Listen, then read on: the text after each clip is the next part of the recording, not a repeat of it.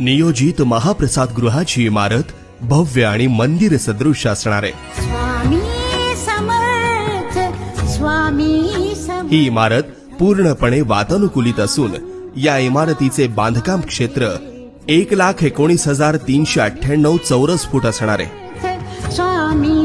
इमारतीच्या टेरेसवर श्री स्वामी समर्थांची 51 फुटाची सुंदर रेखीव आणि भव्य मूर्ती सर्वांचे लक्ष वेधून घेईल।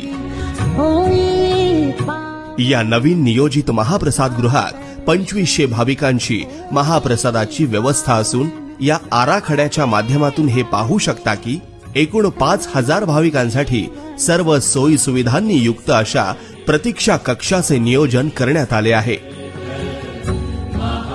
शिवाय या इमारतीच्या तळघरामध्ये धान्य भाजीपाला कोठार, चटणी व पिठाची गिरणी तसेच 1 तासामध्ये 800 चपात्या तयार करता येणाऱ्या 7 मशीन्स आणि भांडे धुण्यासाठी डिश वॉशर यांची देखील सोय आहे। संपूर्ण इमारतीमध्ये अग्निशामन यंत्रणा बसवण्यात येणार आहे।